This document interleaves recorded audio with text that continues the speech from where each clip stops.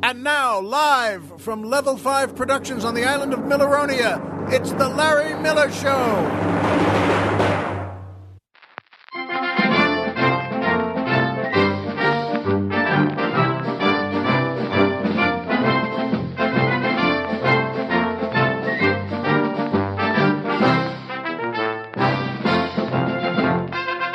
Good evening, Mr. and Mrs. America, and everyone who's ever peed in a tree.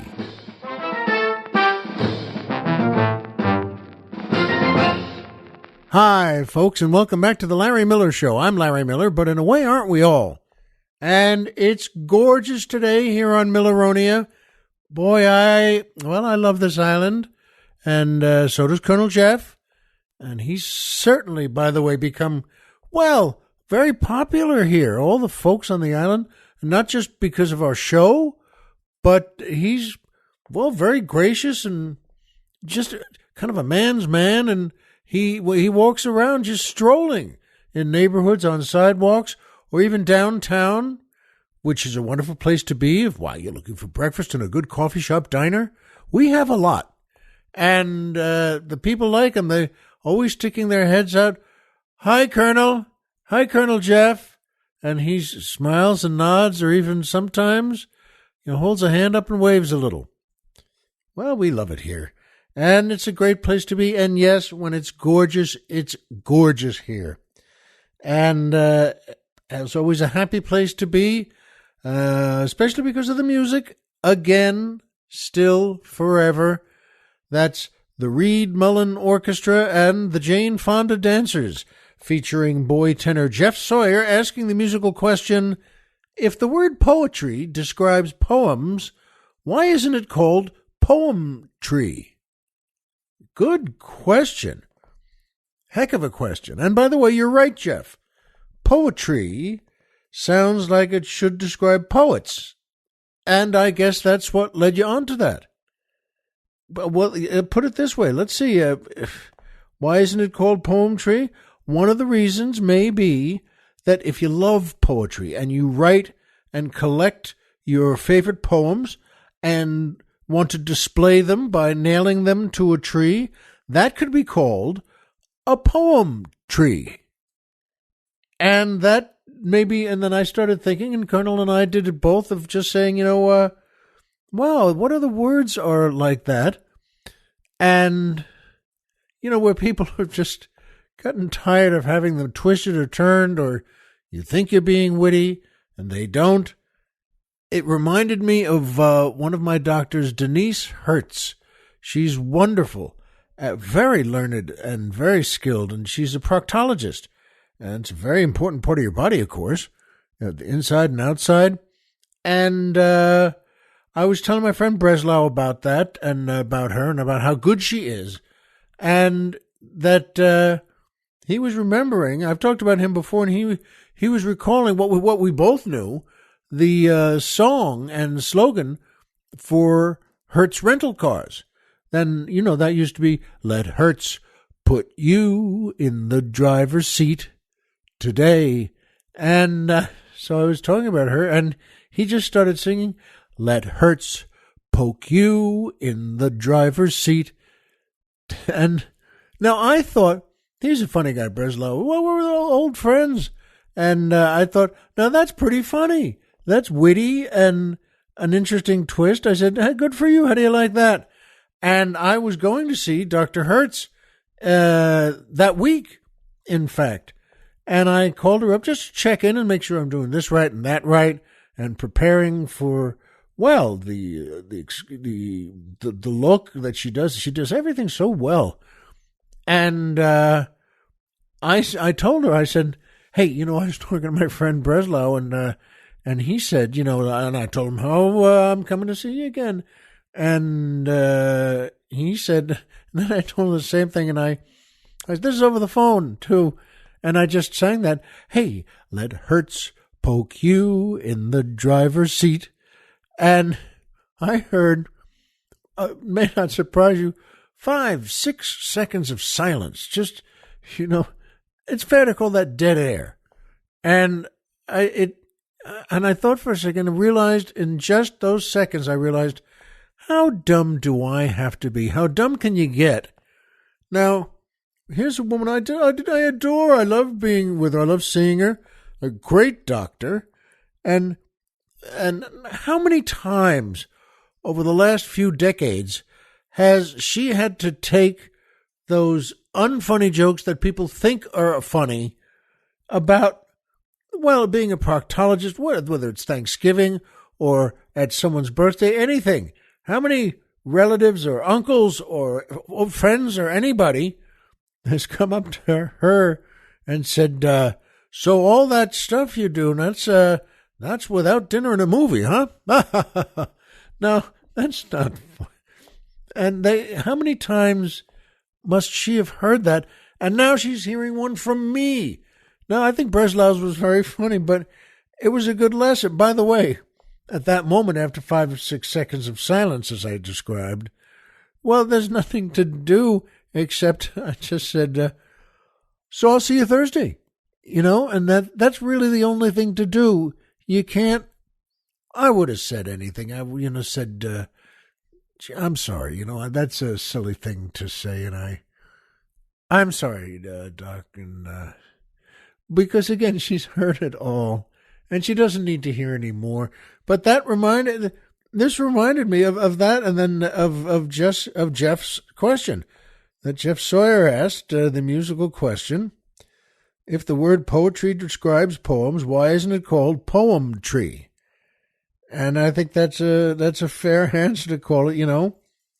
If you write and collect poems and display them by nailing them to a tree, that could be called a poem tree. And Jeff, good question.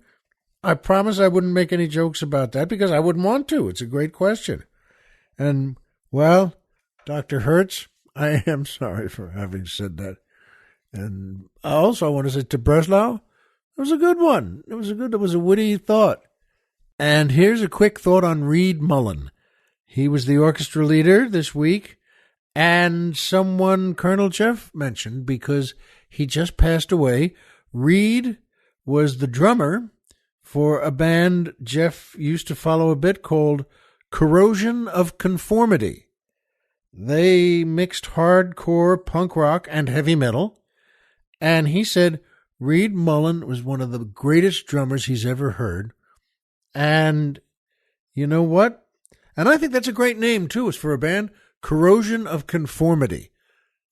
I've stopped, I don't know about you, but I don't make fun of that. I think, what does that mean? And I think it's a cool name. Now, by the way, after that, then you can say, what does that mean? Because I don't know. But good for them. Good for you, Reed. You drum away up there with the other great ones. And I'll bet they're happy to see you. And by PayPal. That's right, PayPal. Still one of the greatest companies. I really think that when you work with them, you feel like you've saved the world, and who knows, maybe you have. They're a terrific bunch there, and if you really like my show, and why wouldn't you? And you want to help us out by sending a couple of bucks, and why wouldn't you? Then you know what? Go work with PayPal. You get to them, and by the way, there's I don't need to have names like join the Platinum Club, or you could be on the committee for real fundraising or something like that. No, I just say buy us a drink.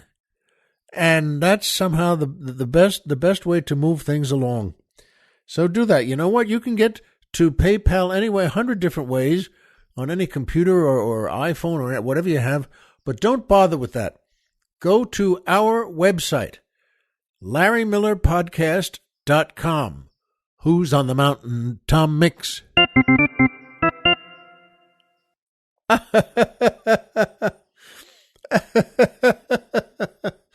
sorry, that just made me laugh more than usual because Colonel Jeff always has something following that. And it varies in 9 different ways. But that made me laugh the most because he intentionally put in nothing. Just space. He's a funny guy, too. But do that. Go to our website because we have a banner that says PayPal. Click that. Click our banner and we'll take you there. Click our banner and then go lie down on your lazy boy chair and push it back and catch a nap. You put a magazine over your face and catch some Z's. And that brings me to my favorite part of the show, the joke of the week. This is a good one. The Colonel and I both got a good chuckle out of this, and I hope you do too. They're two old friends. Oh boy, they've known each other their whole lives. Two guys, and they're in their 90s. And they've been best friends their whole lives. And they were both married and had kids, and everybody's off and about, and the kids are off and about, and they have their own families in another part of the country, and their wives have passed on, but they're friends forever. And what they loved the most, they played college football together on a great team, and they were the best. They were great players, and they loved it very much. They like to talk about it, and they have great memories, and a very fond look back on that. And when they get together, they'll go to the park and sit on a bench and invariably start talking about football, about college football, and how much they loved what they did. And one of the fellas says one of those days on that bench, he said, Mike and Joe, and Mike says to Joe, you know what, Joe, if you should die first between the two of us, when you go to heaven, when you get there, find a way to contact me and just tell me, do they have football up there? Do they have college football? Do they have a lot of the fellas? It's really getting to me. I just want to know. Find a way to get back to me and tell me, do they have college football? And his friend says, okay, Mike, you got a deal. And sure enough, a little bit later, Joe gets sick and he's in his hospital bed, and then he gets sent home and he's in his bed. And he's going to pass away. And he says, Mike, I just want you to know I haven't forgotten that when I get to heaven, I'll find a way to get back to you. And I'll tell you whether there's college football. Well, he dies, and he's in heaven. And, sure enough, Mike is there in the house one day, and he's in his bed. He's getting ready for sleep. And he covers himself up. Suddenly in the bedroom there's a blinding flash of light. And he can't believe it. Well, he doesn't even know what that is. And who is that? What is that? And it's Joe, sure enough. And he's saying, Mike, it's me. Joe, no, you died. What are you doing? What are you doing? He said, shush, calm down. I'm doing what you told me to do. I found a way to contact you from heaven, and I'm here, and I wanted to let you know that, and Mike says, is there football? Is there college football? And just he says, relax. That's what I'm about to tell you. There's good news and bad news. Oh, all right. Well, give me the good news first. The good news is, yes, there's college football, and all our old friends are still here, and they're on the other side here with me. And so many other guys from college football are all up here. And guess what? We talk about it, we laugh about it, and we play. We're all young again, and we're all fit again, and we have all the equipment, and we play college football again, pal. And, it's the best time in the world. And his friends are smiling and says, that's wonderful. Oh, okay, well, all right, what's the bad news? And Joe says, okay, well, the bad news is you're scheduled to start on Saturday. We got a kick out of that. And by the way, that is, I think officially that goes by the definition of that's good news and bad news. Well, yeah, everything we want is right here. The bad news is, that includes you. You're going to be right here. And that brings me to my second favorite part of the show, the Poetry Corner.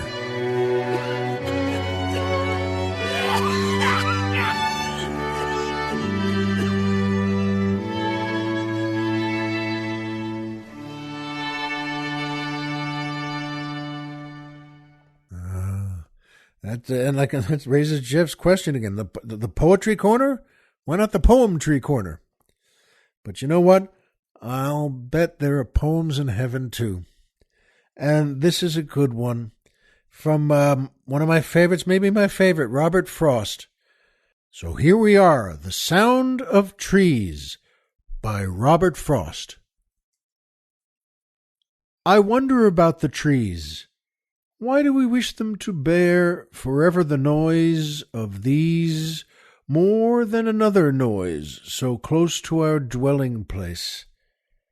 We suffer them by the day till we lose all measure of pace and fixity in our joys, and acquire a listening air. They are that talks of going and never gets away, and that talks no less for knowing, as it grows wiser and older, that now it means to stay. My feet tug at the floor, and my head sways to my shoulder, sometimes when I watch trees sway. From the window or the door I shall set them forth for somewhere. I shall make the reckless choice some day when they are in voice, and tossing so as to scare the white clouds over them on. I shall have less to say, but I shall be gone. Isn't that lovely? Ah, the great Robert Frost. Someone else who deserves that word great before his name in memory. And that brings me to my third favorite part of the show.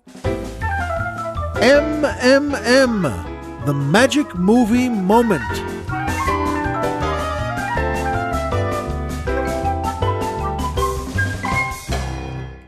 This is a terrific movie, folks. I haven't seen it. I saw it when it first came out with my Uncle Harry in Brooklyn. And it's terrific. It's called Cat Ballou from 1965, directed by Elliot Silverstein, starring Jane Fonda, Michael Callan, John Marley, Dwayne Hickman, Arthur Honeycutt, so many others. And the biggest star who carried the whole movie, Lee Marvin. What a great actor he always was. And as you know, as you must know, he was just perfect, the perfect Hollywood choice, and perfect for Hollywood in every real villain who got played in so many good movies. He was always so wonderful. But he could do all sorts of things. And one was comedy. And boy, oh boy, he could do a lot in this movie. This movie, Cat Ballou, had it all. If you've never seen it, and I have to see it again. It's been a long time. And Colonel Jeff hasn't seen it. And you know what? He and I will find a way to get to see it together. Because it's terrific. It has drama, comedy, music, romance, and fear. It has a great story. And so many story points that make you really just on the edge of your seat. And, well, the magic movie moment today is one of the parts of Lee Marvin's character. He winds up playing, well, both the good guy and the bad guy. That's all I want to say about that. And as the good guy, Kid Shalene in the Wild West, he's a great gunman. And Jane Fonda and her farm and her friends and her father, John Marley, are in danger from the Great Big Railroad. And the Great Big Railroad has hired a bad man to get them off their land so the railroad can come through. And they're not kidding around, as those things happened in those days. And Lee Marvin is the one she chose. Well, first she chose to go to, Butch Cassidy. She went to the Hole in the Wall to get where the Hole in the Wall gang used to be. And the great Arthur Honeycutt plays Butch Cassidy. Oh, you've seen him. So many things, so many movies. And he's always, has a great talk. He always has a great way to speak. He could carry any part, but he was playing, Butch Cassidy as an older man. And when she goes to get him, with a couple of her sidekicks, he says, essentially, Darling, I think you've chosen the wrong fella. I think I'm a little on in my years to get involved in an adventure like that. But he was wonderful in that. And then she goes to Kid Shalene, Lee Marvin, and she discovers that he's not the fastest gun in the West anymore. He's the drunkest gun in the West. And he's really over the edge. He's just loaded all the time. And that's what he does. And she's very sorry and sad. And one way or another, they convince him to try. He can kick it. He can kick the booze. And he can get back in shape. And he can get his hands back in shape to be the gunman he was. And he can go after this bad guy. And, well, you know what? He does it. He gets off the liquor, and he does. He goes into shape, and every day, even though his hands are still shaking, he shaves and puts on those clothes, those good cowboy clothes, the hero clothes, and he works and works and works. And, well, sure enough, though there's one, he is so good in this. And when he plays that drunk, he's so funny, and he doesn't overdo it. That's the amazing thing. He plays Kid Shalene as a drunk in real life. And, well, at one point, and this is where I knew this could be a magic movie moment, and it is just a moment. He sort of vanishes, and they go looking for him. They need him, and they find him in town, and he fell off the wagon and got drunk again, and he's so drunk. When they find him this time, they go up. He's leaning against the side of a building on his horse. And how they do this, I don't know. Both he and the horse are against the building, drunk out of their minds. The two of them are almost collapsed. The horse is still on his legs, and Shalene is on the horse, but they are slunched over, both of them, leaning against that wooden wall. And folks, it's a great laugh. You just really say, how do you like that? It's a wonderful part of this movie. It's a great piece of comedy. And of course, they're right after. Then they run up to them. They run up to him and say, you know what, kid, come on, we need you. Got it. And then the movie goes on, which it should. And it's just terrific. That moment, where is he? Wait, is that him? There he is. And he and the horse are loaded, leaning against that building, just crumpled over.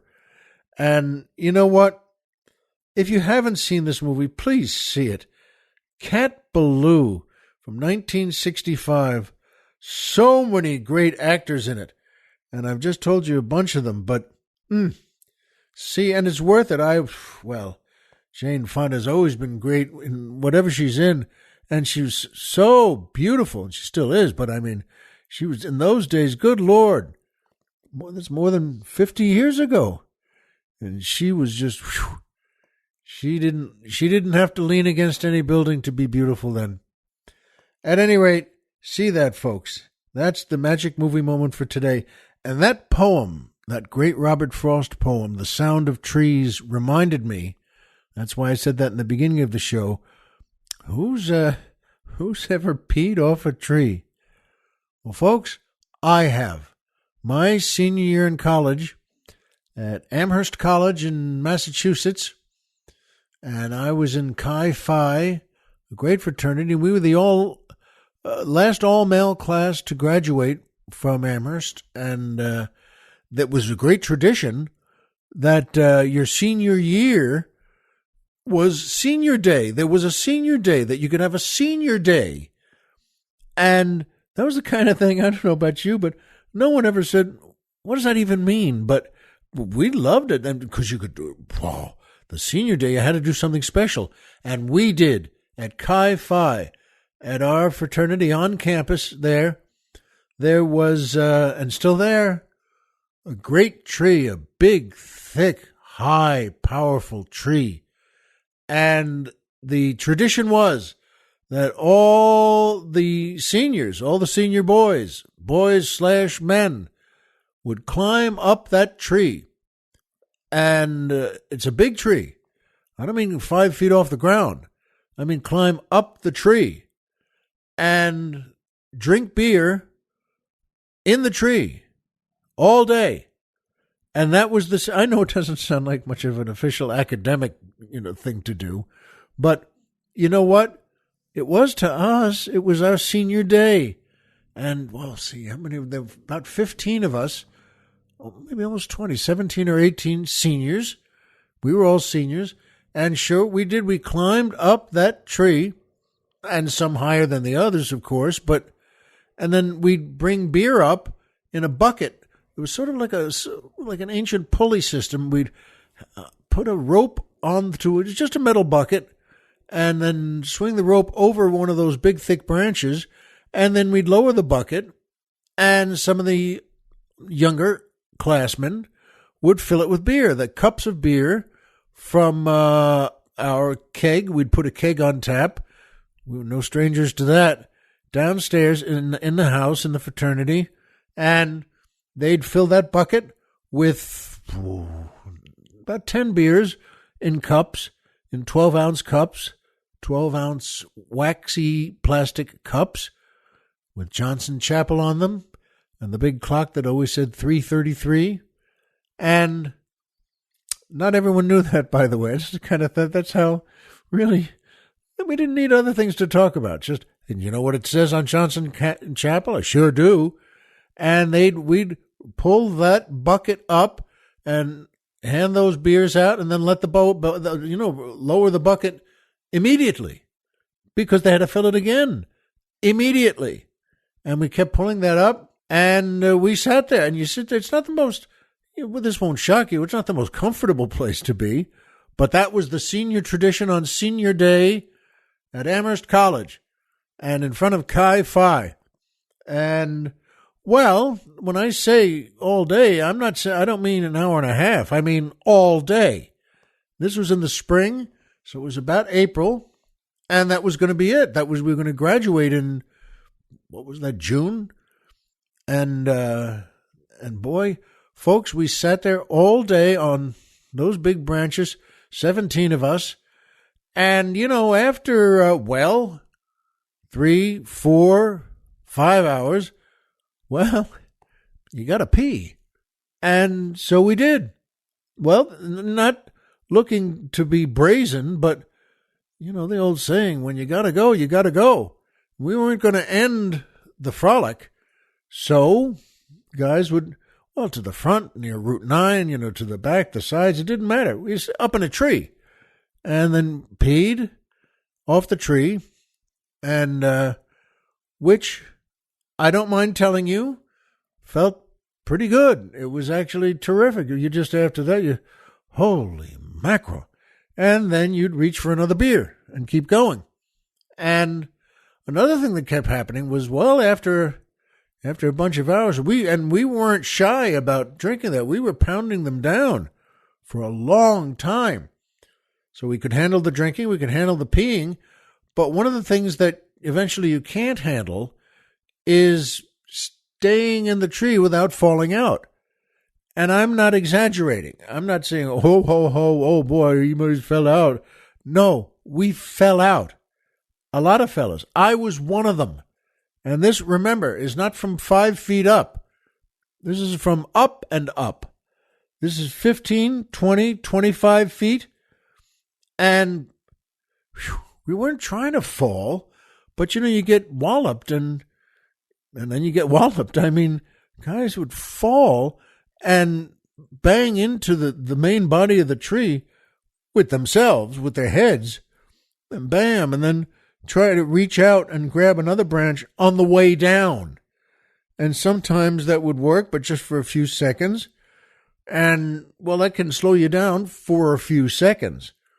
But then you're gonna hit the ground. And it's not just soft dirt. It's dirt with big roots in it. And then, by the way, there wasn't one of us, including me, who didn't climb right back up. Now, we were getting close to dinner time. We didn't have any lunch. I mean, how are you going to bring lunch up in a bucket? You could. but we would the bucket was for beer. And as it got to be more like 3 o'clock, 4 o'clock, 5 o'clock, boy, it sounds crazy just telling it, but I'm telling you, this is no exaggeration. We stayed up there until we fell, and then we climbed right back up, everyone, and just grabbed another beer and kept going, and peeing, and falling, and climbing back up. And then we eventually, went to dinner at the dining hall.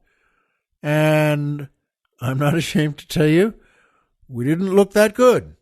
I mean, after, a couple of falls like that, thank God you're lucky no one was killed, because those were falls.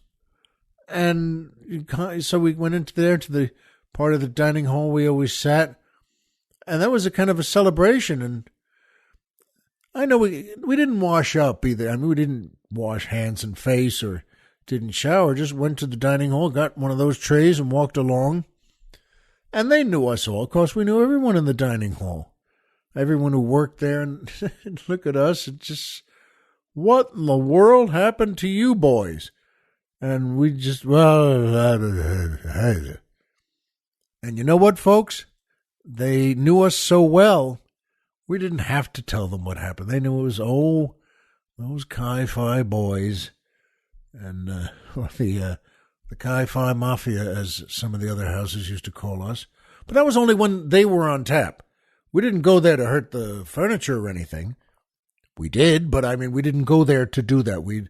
If we heard one of the houses was on tap, we'd go there and go down to their bar. And as you can imagine, they were always thrilled to see us. But we all got along well, as here come the boys. And, folks, that's a good memory. I know that it's not the sort of thing, it doesn't mean you were studying hard. And I know it doesn't exactly help put a cap on the experience of 4 years, but it kind of did for us. I know that, and you know that. Homer is Homer, and Pluto is a planet. So remember, folks, as always, if you walked out of bed today and had a job to go to and a house to come back to and someone there who loves you, folks, the game's over and you've won. It doesn't matter what you have to fall out of. Be well, and we'll see you here next time.